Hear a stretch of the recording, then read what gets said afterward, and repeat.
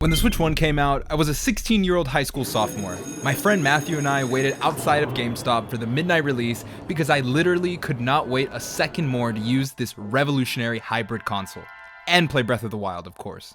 It's been 8 years since then, and the Switch 1 performs like hot ass now. The Switch 1 did so many things right, but it was definitely showing its age and had a few issues. The Joy-Cons felt kinda cheap and are prone to problems like Joy-Con drift. There's very limited functionality and customization outside of playing games. The online service is terrible. Every new game on it chugs hard and looks bad. The eShop is collapsing in on itself, just trying to load an internet browser and a few game icons, and despite a few standout ports, third-party support was pretty sparse in the last couple of years. So does the Switch 2 fix all these issues? Kinda. Oh, brother, this guy stinks! This is a great console, and better than the Switch 1 in almost every way. But Nintendo had a huge opportunity here to take the Switch brand to the next level. And instead, it feels like we just got a Switch Pro. I struggle to name anything substantial in my time with the Switch 2 that really surprised me, besides, I guess, the mouse functionality on the Joy-Cons. I'm hardly excited having it in my hands because it's really just the Switch 1, but with better hardware. I guess for $450, I was just hoping for a little bit more.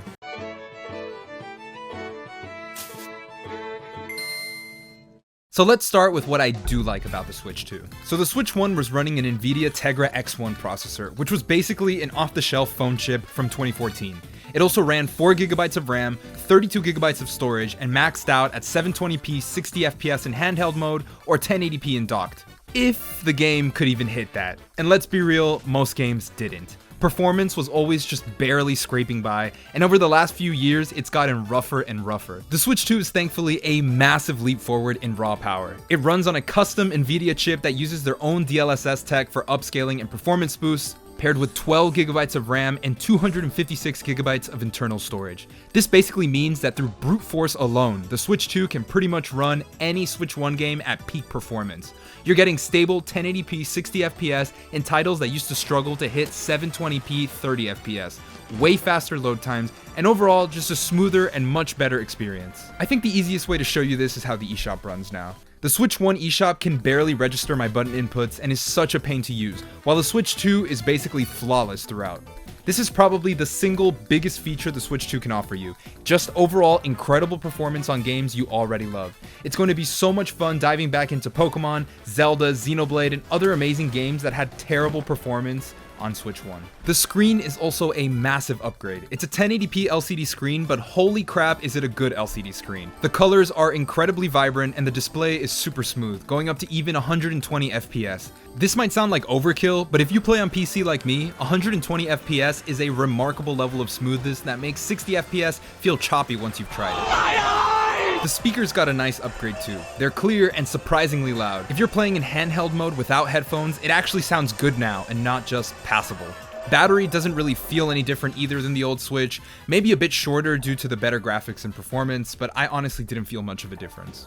And the Joy-Cons, they're not a total reinvention, but they've definitely refined these in a way that make a big difference. First of all, they click into the system with a satisfying thunk that feels way more secure than the original's flimsy lock-in. This is probably one of the most satisfying parts of the hardware, and I had so much fun thunking them in over and over again. They also feel a lot sturdier in the hand, less like cheap plastic, and more like an actual controller. The analog sticks are supposedly using new tech that reduces the chance of drift, but I will never trust Nintendo again after having to buy 3 sets of Joy-Cons last generation. The mouse-like pointer functionality is actually super fun in certain games like Cyberpunk. Though it's not exactly a game changer, it's still pretty cool. Everything about this package feels premium, solid, and well made. You can check out my unboxing video for it right here.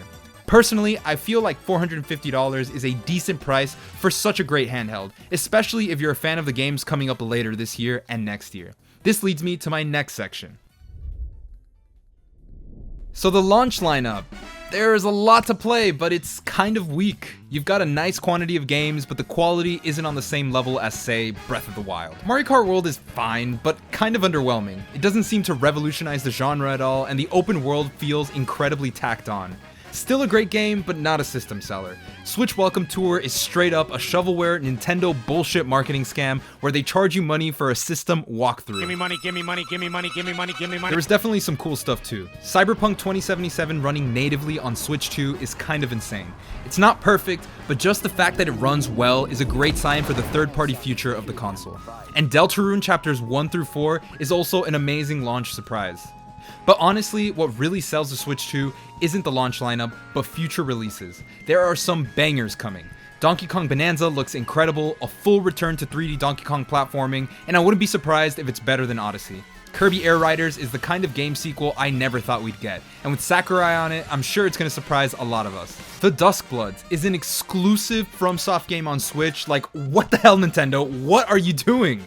And of course, there's Pokemon Legends Z-A and the new Metroid Prime game. Both are also launching on the Switch 1, but let's be real, you don't want to play these games on old hardware. If you thought Scarlet and Violet ran like dog water on the Switch 1, imagine trying to run these games on this toy. It's going to be a freaking slideshow. The Switch 2 may not feel brand new right now, but it's laying a foundation for one of the best game libraries of any console ever, obviously making it an instant buy for fans of these first-party titles. Where the Switch 2 really messes up is in the system software. Man, I hate to say this, but there is literally nothing new here. It looks slightly better, cleaner icons, nicer resolution, a little bit more responsiveness, but functionality-wise, it's basically the same exact UI as the Switch 1. Still just a row of tiles with few static options below it, no themes, no folders, no UI customization, no background music, nothing. It's just bare bones again. I remember when the Switch 1 came out and everyone was like, give Nintendo time, they'll release themes eventually. And now we're staring at the light and dark theme again 8 years later. Safe to say, this is never coming. And this is a huge disappointment considering how great Nintendo is at making iconic UIs. I mean, the Wii and DSi have some of the greatest UIs I have ever seen. It's so weird calling this a next-gen console when the interface hasn't evolved at all. The PS5 and even the Xbox Series X brought a real sense of freshness with their menus and system UIs. Meanwhile, the Switch 2 boots up and it's indistinguishable from the Switch 1. Honestly, it kind of kills the illusion that this is a new console generation, and it feels more like a mid-gen refresh, but maybe the Switch doesn't need to change. The hybrid concept is so strong, and it might actually transcend traditional console cycles. The idea of a home console that you can take pretty much anywhere is still pure gold, and I could easily see this as still part of the Switch generation that Nintendo had probably planned to stretch out for a decade or two. They didn't really need to dump the whole concept, but damn, I don't know. I just wanted something new, something that got me super excited to try out the console. Alright, finally the online stuff. First of all, yeah, it's way better. Voice chat actually works now. You can talk to your friends on the console like everyone else and not use the world's worst godforsaken app. I didn't try out the video chat because, like, why the hell would anyone video chat people while playing video games? But from online testimony, it seems pretty solid if you're into that. You can also finally join your friends' games seamlessly. Like, someone sends you an invite, you hit accept, and that's it. It's a huge upgrade over the absolute disaster that was the Switch Online app, but that's a very, very, very low bar. And here's the thing, this is all stuff that Xbox Live was doing in 2005. Like, this is the bare minimum for modern online gaming, and it's kind of wild that it took Nintendo over 20 years to get here. I'm glad it's here now, but it's not new and it's not exciting. That said, there are a few wins. You get upgraded versions of the Switch 1 games included with your online membership. Currently, that's only Breath of the Wild and Tears of the Kingdom, which is a very nice perk, and I'm excited to see what else is added. And GameCube games are finally being added to the retro library, which is super cool. Love me some portable Wind Waker. So is the Switch 2 worth your money? There's basically two types of people in this situation. The first one is someone that really loves Nintendo games. You probably have a whole library of games from the Switch 1 era that are basically going to be brand new again on the Switch 2, and Donkey Kong Bonanza is coming out next month. Like, if you use your Switch a lot, just get it. It's an unbelievably better experience for literally anyone else. Just don't buy it. Wait for a sale, wait for more games to come out. There's literally no rush to own this console at all. There are no killer features, no system selling titles, nothing. It's just a better Switch, and that's okay for me. Thank you so much for making it to the end of this video. If you made it to the end, comment, the Switch 2 is bananas. Please like and subscribe. You have no idea how much that helps push me out there on the algorithm and reward all the hard work that goes into these videos. Join the Discord to talk and play with me directly if you'd like. I'm going to be covering a lot more Switch 2 stuff, so if you're into that, please subscribe. That's pretty much all I got. Take care. Peace!